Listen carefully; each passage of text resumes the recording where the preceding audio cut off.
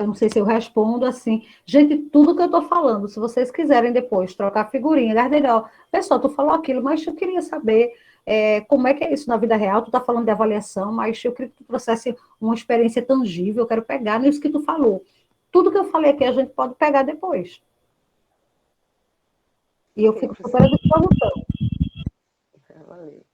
A senhora acha que com essa mudança no Enem, pode ser que mudem outros processos de seleção, tipo o próprio IF, né, tem um processo de seleção para entrar, a Tem. escola de aplicação tem um processo de seleção, você acha que acaba que vai ser uma tendência de resolução de problemas em processos de seleção? Sim, não, eu não tenho dúvida. A gente deu um passo enorme com o TRI, né? E aí, a gente pode falar melhor do que eu, que é expert em avaliação. A gente deu um passo enorme. Veja, no meu vestibular, uma resposta errada eliminava uma certa.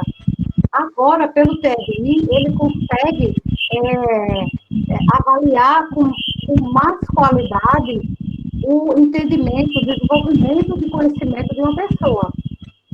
A gente precisa ter uma competência leitora, um entendimento muito amplo para resolver uma questão. A gente deu um passo enorme em questão de avaliação, de ingresso numa instituição formal, e a gente fala aqui de universidade.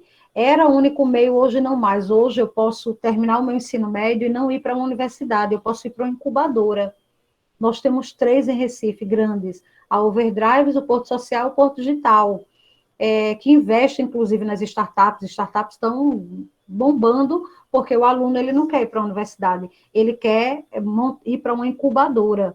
Ele submete uma seleção, ou ele recebe um investimento, ou ele é aprovado nessa seleção com a ideia dele, e ele paga uma taxa, e é uma taxa super pequena, para ele ter uma equipe mentorando ele. São 2 caminhos. Então, eu tenho a universidade, eu tenho incubadoras, e eu também posso vender churrasquinho na praça, porque eu sou muito bom de venda, e eu sou a melhor pessoa do mundo para vender churrasquinho, e eu construí um império do churrasquinho. São 3 caminhos possíveis, onde a gente só via validade na instituição formal. Eu acredito também que cada uma vai personalizar a sua forma de entrada. A gente tem isso aqui na Universidade Federal do Pernambuco, quando ela traz a régua de entrada no curso de engenharia para cima, porque estava entrando gente, enquanto tivesse vaga, ia entrando gente, ainda que a nota fosse bem pequena. E isso no vestibular, velho. E acabava entrando muita gente que não tinha robustez para entender o curso, porque o curso é denso em cálculos. E aí eles dizem, não, a nossa avaliação vai ser diferenciada, vai ter um valor mínimo para entrar aqui. E tudo bem, porque essas pessoas precisam saber muito bem de cálculo para os prédios não caírem. Por favor, né?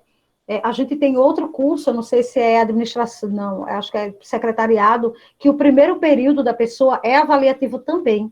Então, tu passou no vestibular, mas não significa nada, tu vai ter que cursar 6 meses, e esses 6 meses vai dizer se tu continuou ou não. É outro processo. Eu acredito que a tendência é personalizar, é saber se é para coisa, se dá para estar aqui. Porque se não dá, por favor, a gente já está cheio de profissional incompetente. Então, eu acredito na mudança do processo de ingresso nessas instituições. E, ao mesmo tempo, na mudança de como eles vão desenvolver o próprio ensino daquela produção. A gente tem hoje na área de licenciatura ainda processos muito arcaicos. A gente estuda muita teoria de teóricos que, se tivessem vivos, já teriam mudado de ideia. E a gente tem que estudar. E é cansativo demais. É muito doido isso. Galera, o mundo mudou. Qual é a metodologia que eu vou usar? Eu chego em escolas que dizem, nós somos montessorianos. Eu digo, poxa, que coisa tão pouca para ser, né? Existe tantas coisas para ser, vocês vão ser só uma, vamos ser tudo. Então, eu posso ser tudo com um aluno só. Ou eu posso ter uma técnica para todos os alunos. Não sei, depende do dia. É muito doido. Né? Recentemente, a gente teve uma experiência com um professor da Índia. Eu e uma assessora de Brasília. E é muito doido, porque a gente sabia que ia ingressar numa aula e a gente está acostumado a ter um roteiro. E o roteiro era Brasil. Tipo assim, Brasil o quê? Não, Brasil, não sei. Os alunos vão perguntar a vocês. Vão preparados. Vocês não sabem de Brasil? Não são brasileiros? Não moram aí? Então, pronto. estejam prontas. Tá bom, tá certo. Então, vê que dinâmica de aula louca. Foi uma experiência tão chocante para mim, tipo, o que é que vocês querem saber sobre o Brasil? E aí a conversa ia fluindo, a gente passeava desde a geografia, o contexto político, a ciência, ao Rio Amazonas. Então, o que é que eles querem saber sobre? Qual é a curiosidade de agora? E aí, lembra que a gente dividiu o conhecimento lá na Revolução Industrial, compartimentou, e naquela experiência eu digo, caramba, está tudo junto agora, estamos indo na Grécia, todo conhecimento junto de novo. É meio por aí. É um discurso que destoa do que a gente vê todo dia no corredor da universidade, não destoa, mas é o que está acontecendo no mundo real hoje. Há alguns anos atrás, quando eu comecei a falar de metodologia ativa, eu fiquei muito cansada, porque eu dizia, gente, vai acontecer uma coisa muito legal. A gente vai trabalhar com metodologia ativa, com competência socioemocional, e eu parecia uma louca. Ai, que espera, isso nunca vai acontecer. E é muito doido escutar a gente falando, poxa, Gardenia, tu insistia tanto para a gente sair da caixa e usar um pouco de tecnologia. E eu digo, gente, eu estou tão cansada desse discurso, porque há tanto tempo que eu venho falando sobre isso, e lá atrás eu parecia mais louca do que eu estou agora, do que eu pareço agora. Mas daqui a 5 anos, tudo que eu estou falando agora vai fazer tanto sentido, já vai estar tão diferente.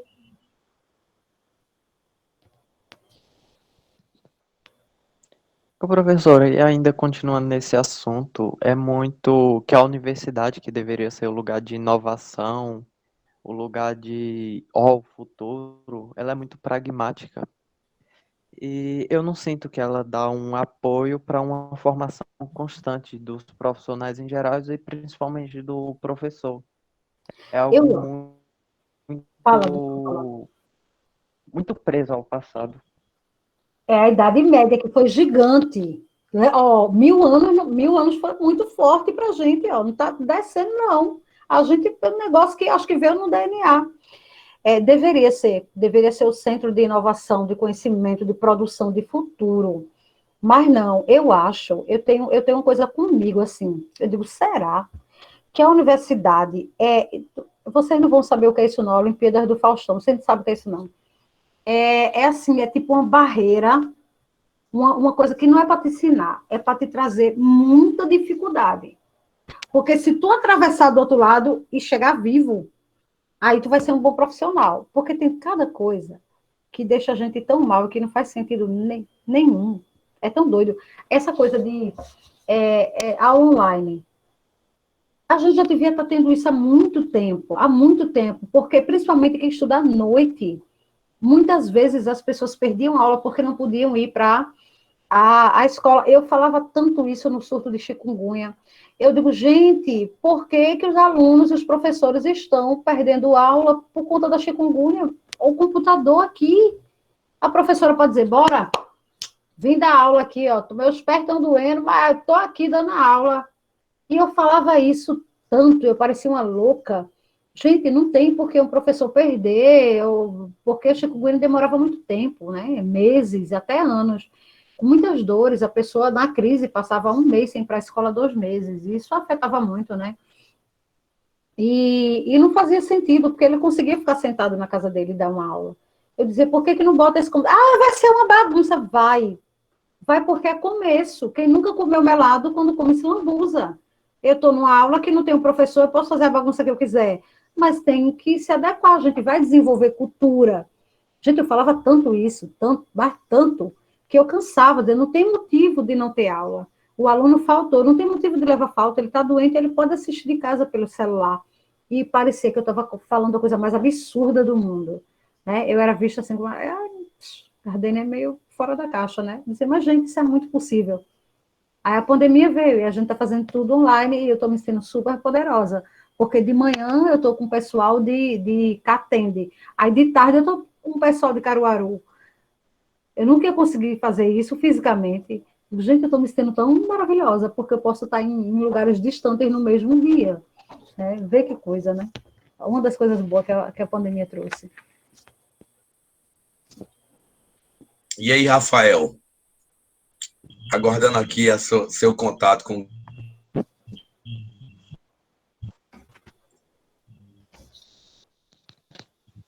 Teu microfone tá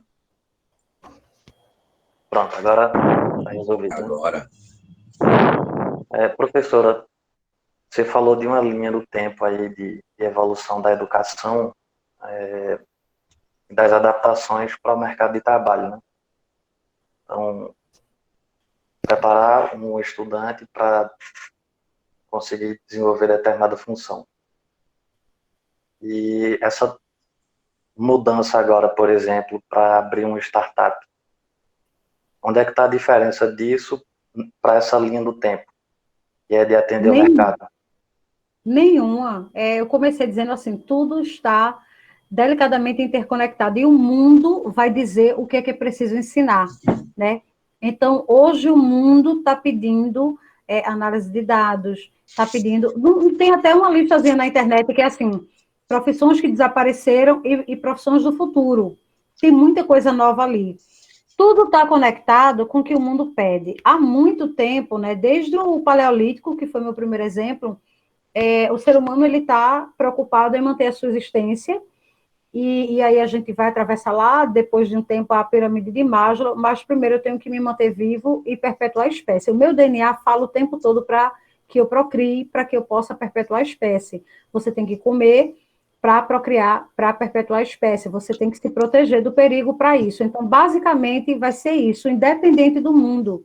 Quando a gente vai para o ambiente da antiguidade clássica, não muda. A gente descobre coisas e conquista coisas para se manter. Lá na frente a gente vai atrás de novos mundos e a gente vai ter uma guerra danada por condimentos.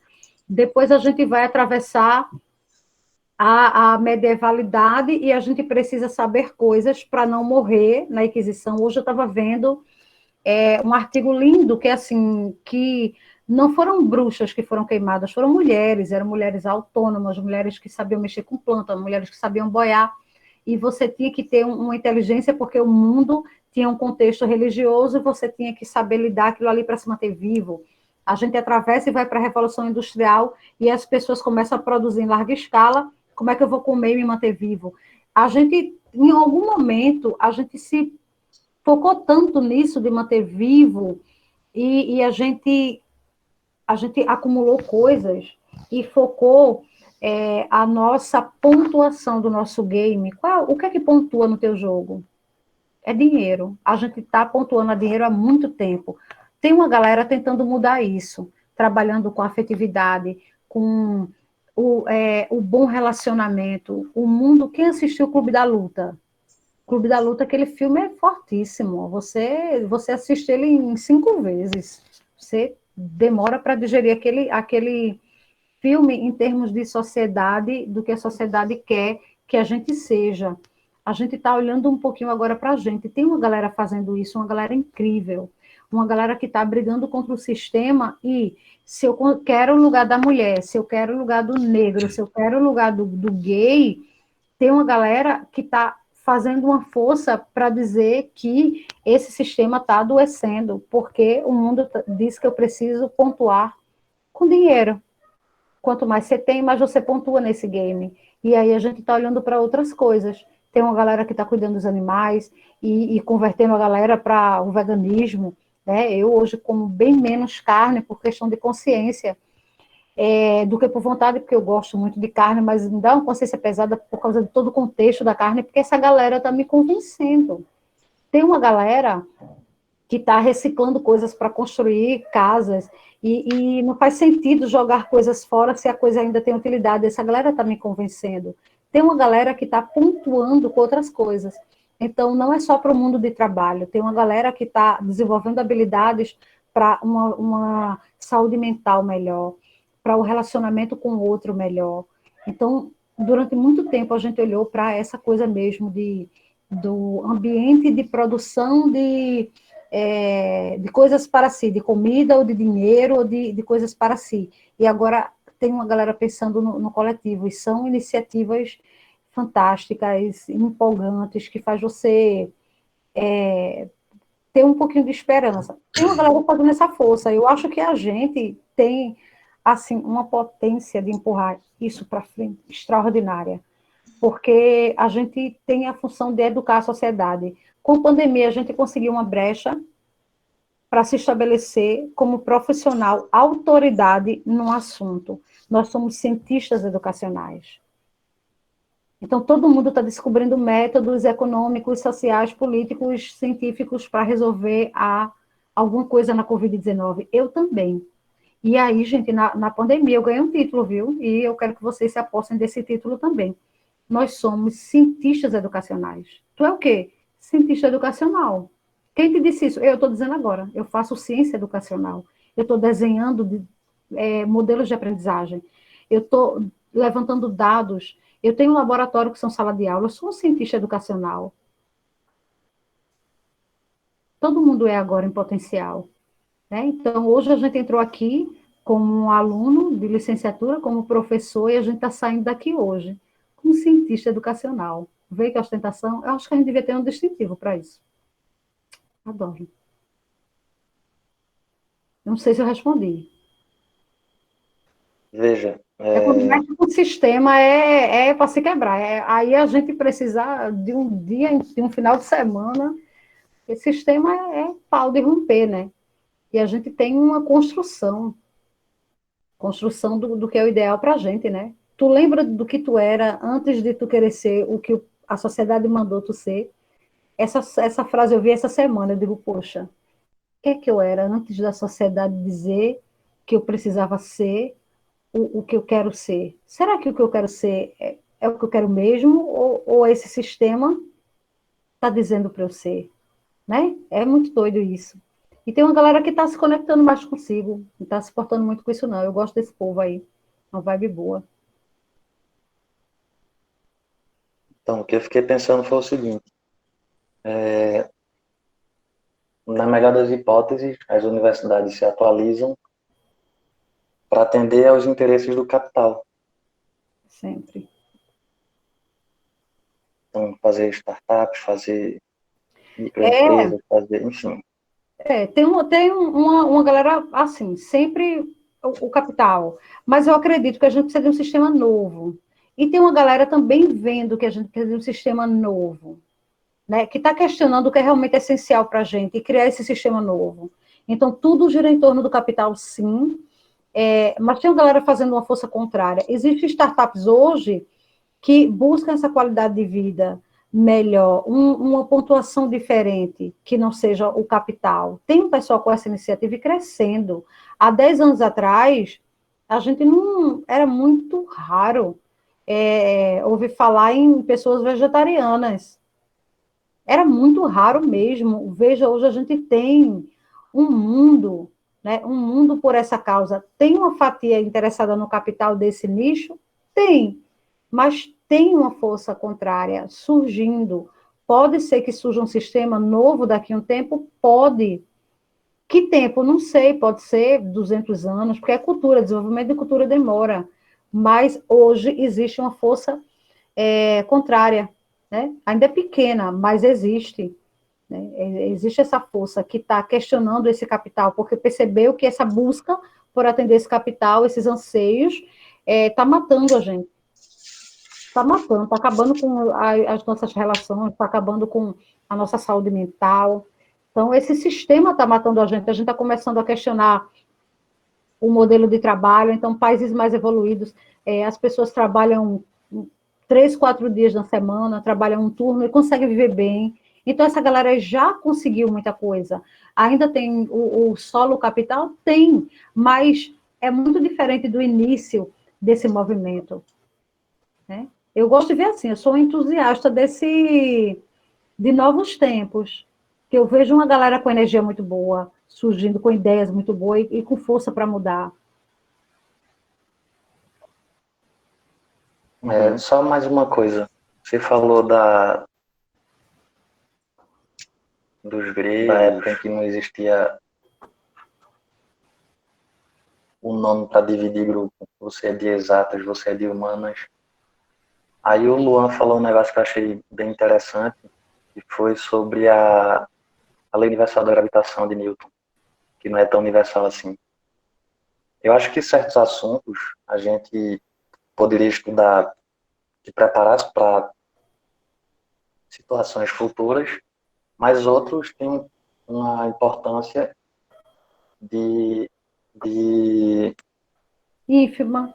criar ferramentas na gente, por exemplo, o jeito, a maneira física de pensar, o jeito matemático de pensar, ou então com um efeito contemplativo mesmo. Você saber como é que as leis da natureza operam, e você ter uma lei que mostra como é que isso funciona, e a partir dela você conseguir fazer previsões.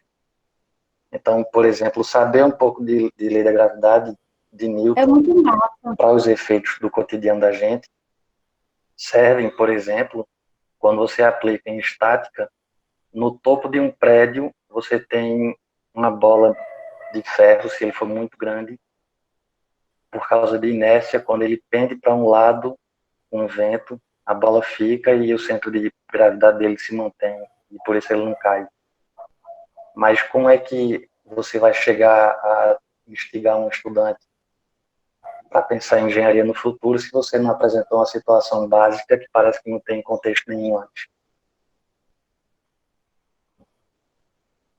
É muito doido.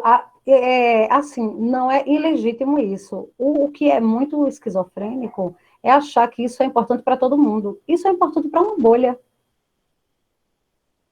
Para outra bolha, não. Aí eu questiono como é que as pessoas podem viver sem poesia. Poesia toca a alma, sem poesia tu não acorda. Se tu não sente o teu coração pulsar ouvindo a poesia, tu não tem um mínimo para viver em sociedade porque tu não tem sensibilidade. Percebesse que é outra Mas bolha tem com poesia outras que coisas. toque mais a alma do que a natureza diz? Para alguns sim, para outros não. O problema está em generalizar. Então, quando eu quero, tenho a pretensão de dizer o que é importante para todo mundo, aí é que começa a dar errado. Né? A gente viu isso lá com Hitler.